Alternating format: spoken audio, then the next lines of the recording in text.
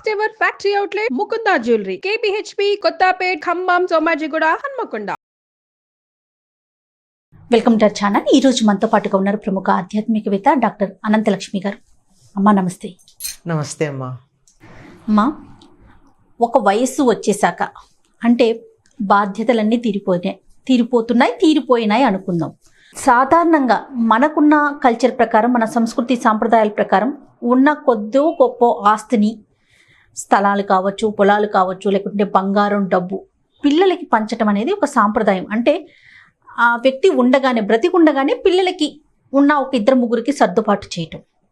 అలా చేసేసిన తర్వాత రేపటి రోజున వీళ్ళ అవసరాలకి, ఈ పేరెంట్స్ ఎవరైతే ఉన్నారో వాళ్ళ అవసరాలకి ఎట్లా, ఎవరి మీద ఆధారపడాలి? ఉండగానే సర్దేసేయటం కరెక్టేనంటారా, లేకుంటే తదనంతరం ఇలాంటి పంపకాలు అవి ఉంటే బాగుంటాయి అంటారా? మీ అనుభవంతో చెప్పాలి నాకు. సాధారణంగా ఈ విల్లు రాసే వాళ్ళందరూ తదనంతరం అనే రాస్తారమ్మా. తదనంతరం అంటే ఆ వ్యక్తి వెళ్ళిపోయాక. కానీ ఇక్కడ ఇంకో సమస్య ఉంది. ఏమిటంటే సాధారణంగా ఆస్తులు మన దేశంలో ఎక్కువ భాగం మగవాళ్ళ పేరు మీదే ఉండడంతో ఆయన వెళ్ళిపోతే మిగిలినటువంటి ఆవిడ ఉంటుంది కదా, ఆవిడికి ఏమీ లేని పరిస్థితి అవుతుంది. పైగా ఏమంటారంటే నీకు అవసరాలు ఏముంటాయి అంటారు. నీకు అన్నం పెడుతున్నాం, బట్టలు, నీకేం కావాలంటే ఇస్తున్నాం కదా, అందులో లోటు కూడా ఏముండదు. మనం మళ్ళీ కూడా మంచి వాతావరణమే అనుకుందాం. అన్నీ కూడా అనుకున్నవన్నీ ఏం కావాలన్నా సుఖమైనటువంటి జీవితాన్ని ఇస్తారు. కానీ లేనిది ఏమిటంటే స్వాతంత్ర్యం లేదు. ఇప్పుడు గుడి కడతారు, గుడిలో దక్షిణ వెయ్యాలి. కొడుకునో కోడలను అడిగేదానికన్నా తన చేతిలో ఉంటే తను స్వతంత్రంగా వేయచ్చు కదా. లేదు, మనవడు దండం పెడతాడు కాలికి, పుట్టినరోజు బామ్మో అమ్మమ్మో అని చెప్పి. ఆవిడకి ఏదో ఇవ్వాలనిపిస్తుంది.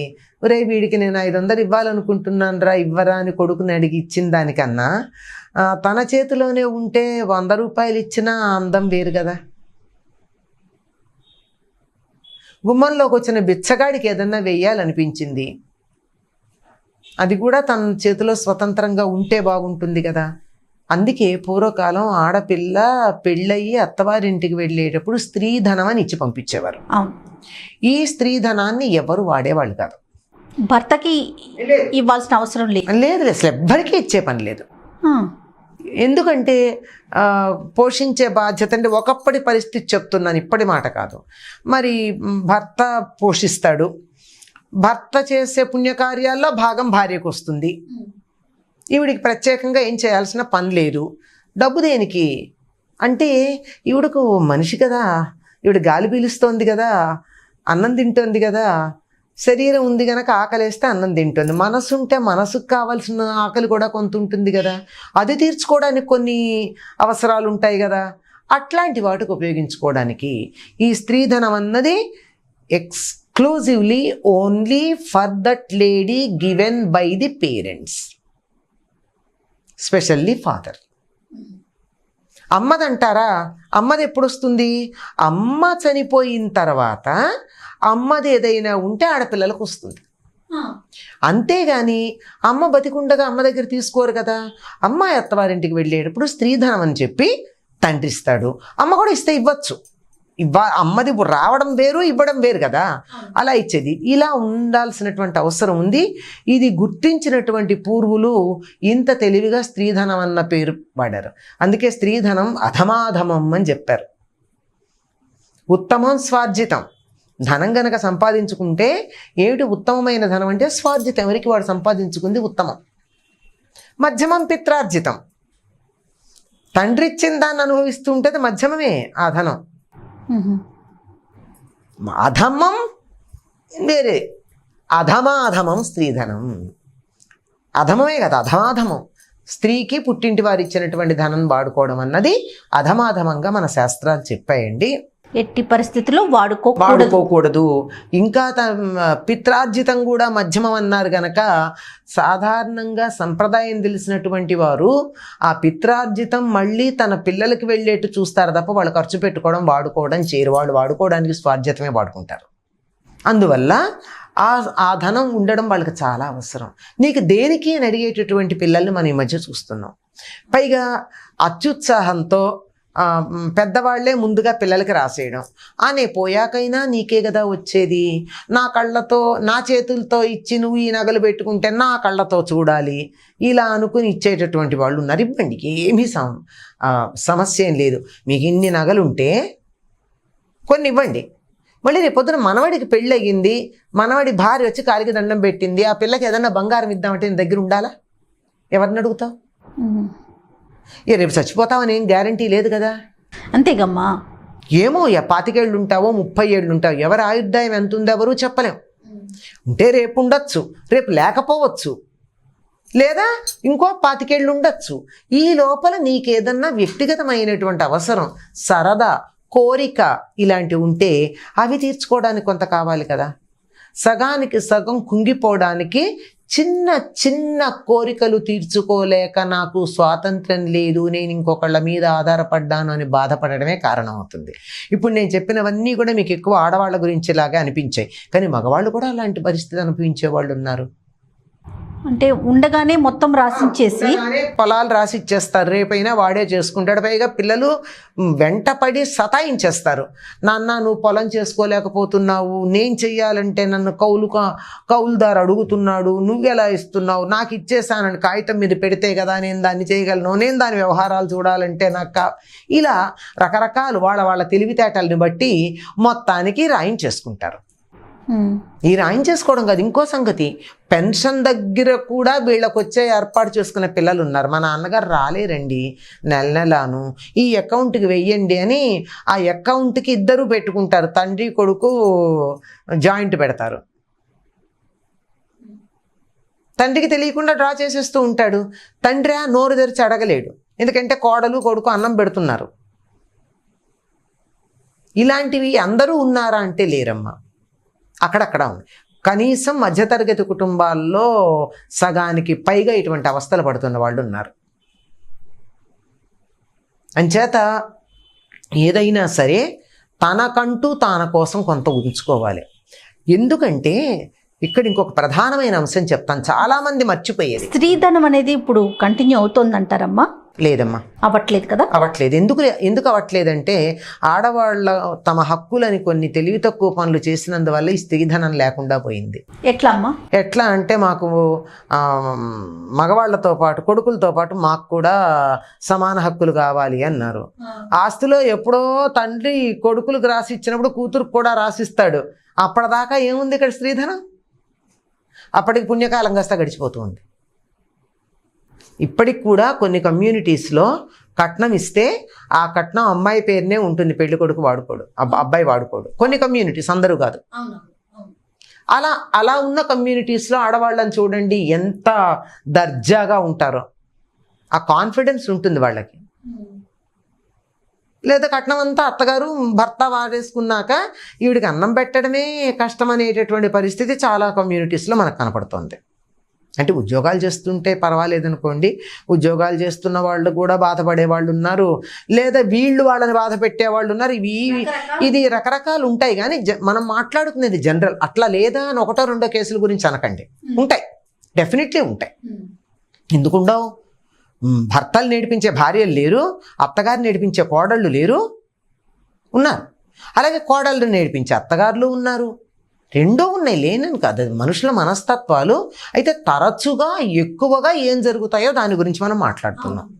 పెన్షన్ కూడా పిల్లలతో వాడేసుకుని నీకు అవసరాలు ఏముంటాయి, అయిపోయింది కదా అని అంటూ ఉంటా. ముసలాయన అప్పటిదాకా ఆ ఇంటి యజమానిగా కాలి మీద కాలేసి కూర్చున్నవాడు చప్రాసీలాగా ఇంట్లో పనికిరాని వాడుగా ఉన్నాడంటే ఎట్లా ఉంటుంది చెప్పండి? ఎంత బాధాకరం కదా. ఎంత బాధాకరంగా ఉంటుంది. అందువల్ల ఇది నిజం చెప్పాలంటే పిల్లల కన్నా కూడా పెద్దవాళ్ళదే తప్పంటాను నేను. పిల్లల మీద విపరీతమైన ప్రేమ, విపరీతమైన నమ్మకం పెట్టుకుంటున్నారు. కొడుకు నీ వాడయ్యి ఉండొచ్చు, కోడలు నీది కాదు. కూతురు నీది అయ్యి ఉండొచ్చు, అల్లుడు నీ వాడు కాదు. పోనీ కొడుకు కోడలు కూతురు అల్లుడు వీళ్ళంతా నీ వాళ్ళైనా తర్వాత జనరేషన్ అయినటువంటి నీ మనవాళ్ళో మనవరాళ్ళో లేదా బియ్యాలవారో వీళ్ళందరూ నీ వాళ్ళ, నీ గురించి ఆలోచించగలరా? అసలు నీకు రిటైర్ అయిపోయాక నీకు సొంత ఇష్టాలు ఏమిటి అని అడిగేటటువంటి జనరేషన్ మనకు కనపడుతుంది. బాగానే ఉంది. అట్లాంటి వాళ్ళు ఎలా అనుభవిస్తున్నారో తెలుసా? వాళ్ళ పిల్లలు టీనేజ్లో ఉండగానే తల్లిదండ్రులు నిద్రిస్తున్నారు, అయినా అర్థం కావట్లేదు. కాదమ్మా, తినటానికి తిండి పెడుతున్నాము, కట్టుకోవటానికి బట్టిస్తున్నాం, ఇంకా అంతకు మించి ఏం అవసరం ఉంటుంది? మా దగ్గరే కదా ఉంటారు, మేమే కదా అన్నీ చూస్తాం. టైంకి తగినంతగా అంటే ఎక్కువగా హెల్దీ ఫుడ్ పోషక ఆహారాలు అన్నీ ఇచ్చేస్తున్నాం కదా మా తల్లిదండ్రులకి, ఇంకా డబ్బుతో అవసరం ఏంటి అని ఆలోచించే పరిస్థితిలో ఉన్నారు కదా చాలామంది ఉంటున్నారు. కానీ వాళ్ళు ఆలోచించాల్సిన విషయం ఒకటి ఉంది. అసలు వాళ్లే కాదు, జనరల్గా నేను చెప్తున్నాను, ఇందాక అదే చెప్పబోతున్నాను. చెప్పడం, ప్రతి మనిషి కూడా చిన్నతనంలోనేమో చదువుకోవడానికి, తర్వాత ఉద్యోగంలో చేస్తూ కుటుంబ పోషణకి, పిల్లల్ని పెంచడానికి, పిల్లల్ని జీవితంలో స్థిరపడేటట్టుగా చేయడానికి జీవితంలో 50-60 ఏళ్ల దాకా ప్రయత్నం చేస్తారు, ఆడవాళ్ళైనా మగవాళ్ళైనా. తన కోసం తను ఎప్పుడు బతుకుతాడమ్మా? పిల్లలు వాళ్ళ బాధ్యతలు వాళ్ళు తీసుకుని వాళ్ళు సెటిల్ అయిపోయాక కదా వీళ్ళు సొంతగా తన కోసం ఆలోచించేది. అప్పటి వరకు ఒక్క రోజున ఒక తీర్థయాత్రకి వెళ్ళలేదు, ఒక హనీమూన్కి వెళ్ళలేదు, ఒక సైట్ సీయింగ్కి వెళ్ళలేదు, సినిమాకి వెళ్ళాలంటే కూడా 10 సార్లు ఆలోచించి వెళ్ళారు. ఇప్పుడు అది కూడా అవసరం లేదనుకోండి, ఇంట్లోకే వస్తున్నాయి. అలా ఆలోచించి ఉన్నటువంటి వాళ్ళు బాధ్యతలు అయిపోయినాయి, నాకు ఇప్పుడు వచ్చే జీతం కావచ్చు లేదా పెన్షన్ కావచ్చు, దీంతో కొంత జీవితాన్ని సుఖంగా గడుపుతాం, ఇన్నాళ్ళు తీర్చుకోలేని సరదాలు తీర్చుకుందాం అని అనుకుంటే బాధ్యతలు అయిపోయినటువంటి సమయం ఎప్పుడు అంటే దరిదాపుల్లో 60 ఏళ్ళకి. మీరు గమనించినట్టయితే చాలామంది ఆడవాళ్ళు ముఖ్యంగా ఆ సమయంలో స్విమ్మింగ్కి వెళ్ళేవాళ్ళు, పెయింటింగ్ చిన్నప్పుడు చేయలేనివి ఏమున్నాయి అవన్నీ ఎందుకంటే అత్తగారు ఉండదు అప్పటికి 90%. ఒకవేళ ఉన్నా ఈవిడ చెప్పినట్టు వినేట్టు మనసంలో ఉంటుందే తప్ప కోడలు అదుపులో పెట్టే అవసరం ఉండదు. పిల్లల్ని చదువుల కోసం బాధ్యత ఉండదు. ఒక రకంగా అన్ని రకాల బాధ్యతలు తీరి నేను నా ఇష్టాన్ని ఇప్పుడు ఆలోచించుకోవచ్చు, నా ఇష్ట ప్రకారం ఉండొచ్చు అనే వయసు వచ్చేది ఎప్పుడంటే పిల్లలు సెటిల్ అయ్యాక, around retirement, before or after whatever it is, కొంచెం అటు ఇటుగా. ఆ సమయంలో నీకు సొంత కోరికలు ఏముంటాయి అనేటటువంటి పిల్లలు ఉన్నారే, వాళ్ళని దేంతో కొడితే సరిపోతుంది? చిన్నప్పుడు నీకు డొనేషన్ కట్టడానికో, నువ్వు అమెరికా వెళ్ళాలంటే బ్యాంక్ బ్యాలెన్స్ చూపించుకోవడానికో, కడుపు కట్టుకుని ఒక ఐస్ క్రీమ్ తింటే ఖర్చు అయిపోతుందని ఐస్ క్రీమ్ తినడానికి వెనకాడినటువంటి పేరెంట్స్ నాకు తెలుసమ్మా. సినిమాకి వెళ్ళాలంటే భయపడిన వాళ్ళు తెలుసు, ఆటోలో వెడితే డబ్బు అవుతుందని బస్సుల్లో వెళ్ళిన వాళ్ళు తెలుసు, చెప్పులు కొత్తవి కొనుక్కుంటే డబ్బు అవుతుందని పిన్ను పెట్టుకుని కొంత దూరం వెళ్ళి ఆ తర్వాత అక్కడ చెప్పులు కుట్టించుకున్న పేరెంట్స్ తెలుసు నాకు. నేను చూశాను వాళ్ళని. వాళ్ళ పిల్లలు విదేశాల్లో కోటీశ్వర్లే వేసి వేయకుండా ఉంటున్నారు. ఇప్పుడు నీకు కొత్త కోరికలు ఏముంటాయి? నీకేం కోరికలు ఉన్నాయి ఏంటి? చిన్నప్పుడు నాకు అంబాసిడర్ షూ వేసుకోవాలి, ఇప్పుడు అది కాదనుకోండి, వేరే ఉన్నాయి, ఆదిదాసు ఏదో అంటారు, అట్లాంటివి వేసుకోవాలని ఉంది అని అనుకుని పాప ఆయన వృద్ధాప్యంలో వేసుకుంటే నష్టం ఏంటి? మీరు గమనిస్తున్నారో లేదో, ఉద్యోగం చేసినంత కాలం టై, ఫుల్ హ్యాండ్ షర్ట్ అన్నీ వేసుకున్న వాళ్ళు ఇప్పుడు టీ షర్టుల్లో వాకింగ్ కనపడతారు. అంటే ఆ కోరిక తీర్చుకుంటున్నారు. Let them, what is there? తప్పేం లేదు కదా. అందువల్ల ఆ స్వతంత్రంగా స్వేచ్ఛగా మిగిలిపోయిన కోరికలు ఏమున్నాయో అవి చిన్న చిన్నవి. ఒకప్పుడైతే చాలా కాలం తీర్చుకోవాల్సి వచ్చేది, ఇప్పుడు 2-3 సార్లు అయితే అయిపోతుంది. దానికి చేతిలో డబ్బు ఉండాలి కదా. తెలివి తక్కువగా తమ శరీరంలో ఇంకా శక్తి ఉండంగానే, తాము అనుభవించవలసిన జీవితం ఇంకా ఉండంగానే ప్రస్తుతం లాంగివిటీ పెరిగింది. అందుకని 60 ఏళ్ళంటే మూలనున్న ముసలాళ్ళు, పనికిరాని వాళ్ళు కాదు, 70-80 ఏళ్ల దాకా ఉద్యోగాలు చేస్తున్నారు ప్రైవేట్ సెక్టార్లలో, హెల్తీగానే ఉంటున్నారు. అమ్మ, ఆఫ్టర్ రిటైర్మెంట్ కూడా పనులు చేస్తున్న వాళ్ళు మనం చాలా మందిని చూస్తున్నాం. ఆఫ్టర్ రిటైర్మెంట్ చేసేదే వాళ్ళకి ఇష్టమైన పనులు. నిజమైన లైఫ్ మిషన్ అన్నది ఆఫ్టర్ రిటైర్మెంటే చేస్తారు. ఉద్యోగం చేసినంత కాలం ఉద్యోగ బాధ్యతలు, కుటుంబ బాధ్యతలు అన్నీ ఉంటాయి, అవన్నీ తీరిపోయాయి. ఇప్పుడు నాకు ఫలాంది ఇష్టం, నేను చేస్తున్నాను, నాకు ఇష్టం, నేను పుస్తకాలు రాసుకుంటా. నేను చూస్తున్నాను రిటైర్ అయ్యాక టెన్నిస్కి వెళ్ళే వాళ్ళు కనపడ్డారు, రిటైర్ అయ్యాక వీణ నేర్చుకున్న ఆడవాళ్ళు, రిటైర్ అయ్యాక గిటార్ క్లాసులకు వెళ్ళినటువంటి మగవాళ్ళు బోల్డు మంది కనపడుతున్నారు. ఈ కోరికలన్నీ ఇంతకుముందు వీళ్ళు ఉంటే పిల్లల కోసం అణుచుకున్నారే, ఇప్పుడు వాళ్ళు తీర్చుకోవాల్సిన అవసరం ఉందా లేదా? నిజమైనటువంటి వర్క్ ఎవరి నుంచైనా వచ్చేది ఆఫ్టర్ 60 అమ్మ. 60 ఏళ్లకి బాగా అనుభవం రాటు తేలుతుంది. అదంతా సాధన అయిపోతుంది, ఎక్సర్సైజ్ అవుతుంది. Real result comes after that. అందుకే మంచి మంచి గ్రంథాలు రాసిన వాళ్ళు కానీ, మంచి మంచి ఆర్ట్ వర్క్స్ చేసిన వాళ్ళు కానీ అవన్నీ ఆఫ్టర్ 60 ఉంటాయి. ఇవి తీర్చుకోవాలి అంటే పిల్లల మీద ఆధారపడితే మంచి ఫుడ్డే పెడతారు. మీద ఏమీ అనుమానం ఏం లేదు, అన్నీ బాగానే ఉన్నాయి. కానీ ఉండాలి కదా, వీళ్ళకి ఇష్టమైంది. ఇలా అయితే వీళ్ళకి ఇంత ముసల్తనం వచ్చాక కూడా ఈ కోరికలా అని మనవలే అనుకోవచ్చు, మనవరాళ్ళే అనుకోవచ్చు. ఎవరు ఏమనుకోకుండా ఉండాలి అంటే కోరికలతో చచ్చిపోకుండా, కలలతో చచ్చిపోకుండా అనుభవంతో చచ్చిపోవాలి అంటే వీళ్ళకి అనుభవించడానికి తగిన అవకాశం ఉండాలి. అటువంటి అవకాశం రావడానికి స్వాతంత్ర్యం ఉండాలి. స్వాతంత్ర్యం అన్నది ఎప్పుడు కూడా ఆర్థిక పరిస్థితుల మీదే ఆధారపడి ఉంటుంది. అంతే కదా, స్వాతంత్ర్యం ఆర్థిక పరిస్థితుల మీదే ఆధారపడి ఉంటుంది. ఎవరు అవునన్నా కాదన్నా. ఇక్కడ నేను ఒక చిన్న విషయం చెప్తాను. జరిగిన సంఘటన, పేర్లొద్దు. చిన్నతనంలోనే భర్త పోతే ఒక ఆవిడ పిల్లల్ని పైకి తీసుకురావడం చాలా కష్టపడింది. బాగా ఉన్న కుటుంబమే కానీ భర్త లేడు కదా, నగలవి పెట్టుకోవడానికి ఆవిడ మోజుంది నగలు కొనుక్కోవాలని. కానీ ఎవరన్నా ఏమన్నా అంటారు, పిల్లలకి పెళ్ళిళ్ళు చేయాలి, ఆడపిల్లలకి కొడుకు పైకి రావాలి, ఈ సమయంలో నువ్వు నగలకు వెచ్చిస్తావా అని అంటారని అణుచుకుంది. కొడుకు పెళ్ళయింది, నగలు కొనుక్కుంటే కొడుకు అన్నాడు, అమ్మా ఈ వయసులో నీకు నగలు ఏంటమ్మా, ఇంత వయసు వచ్చింది, ఇంత పెద్దదానివి అయిపోయావని. కోడలు ఒక మాట అంది.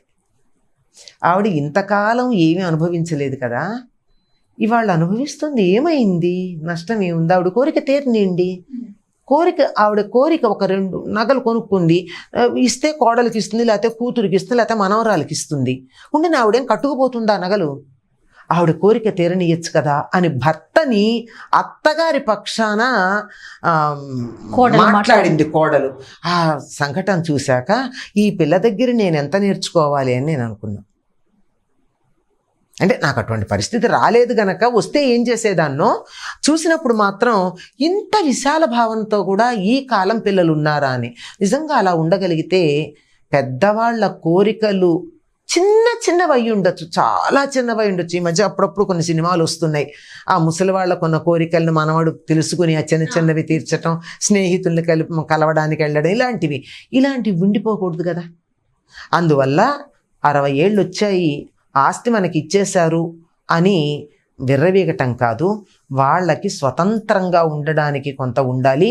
పెద్దవాళ్ళు కూడా కొంచెం ఆలోచించుకోవాలి. పెద్దవాళ్ళు కూడా పిల్లలకి మొత్తం ఇచ్చేస్తే మనని ఏం చేస్తారు, ఎట్లా ఉంటారు అని చేతిలో హ్యాండీగా డబ్బులు పెట్టుకోవాలి. అందులో ఒక వయసు వచ్చిన తర్వాత ఎప్పుడు ఏ ఇబ్బంది వస్తుందో తెలియదు కనుక liquid cash is always necessary. ఏటీఎంకి వెళ్తే ఏటీఎం క్లోజ్ ఉండొచ్చు, కార్డు పనిచేయకపోవచ్చు, నాలాంటి దానికి ఏటీఎంకి వెళ్ళడమే రాదు, వెళ్ళే పరిస్థితి లేకపోయి ఉండొచ్చు. అందువల్ల చేతిలో తప్పనిసరిగా, ఇప్పుడు ఈ మాట అంటే అంతా డిజిటలైజ్డ్ పేపర్లెస్ ట్రాన్సాక్షన్స్ అంటున్నారు, బాగానే ఉంది. నేను ఒక శారిడన్ కొనుక్కోవాలనుకున్నాను, ఒక యాస్ప్రో కొనుక్కోవాలనుకున్నాను, నేను ఆ యాస్ప్రోని క్యాష్లెస్ ట్రాన్సాక్షన్తో కొనగలనా? కొనలేను కదా. నేను పని మనిషికి డబ్బులు ఇవ్వాలనుకున్నాను, దానికి అకౌంట్ లేదు, ఎలా ఇస్తాను? కనుక ఇలాంటి వాటికి ఎమర్జెన్సీకి ఎప్పుడూ కూడా కొంచెం చేతిలో ధనం ఉండాలి. ఆస్తులు ఉండొచ్చు, ఆస్తులు అమ్ముకోలేం అప్పటికప్పుడు. ఒకవేళ అమ్మితే ఊరుకోరు కదా పిల్లలు, అమ్ముతారా, మాకు లేకుండా చేస్తారా అంటారు. అంచేత అది అలాగే ఉండనివ్వండి, క్యాష్ లేకుండా మాత్రం ఎప్పుడూ ఉండకూడదు. ఇది పెద్దవాళ్ళకు సూచన. ఇంకా పిల్లలంటారా, తల్లిదండ్రులకు కూడా కోరికలు ఉంటాయి. ఇంతకాలం మీకోసం ఆ కోరికలన్నీ అణుచుకున్నారు గనక వాళ్ళ కోరికలు తీర్చండి, మీకేం సరదాగా ఉంది అని చెప్పి అడిగి అలా వెళ్ళొస్తారా? ఆ తీర్థయాత్రలకు వెడతారా? లేదా సరదాగా ఏదన్నా ఒక చిన్న హనీమూన్ అనకూడదు అనుకోండి, నిజానికి ఇదే second honeymoon is the best honeymoon.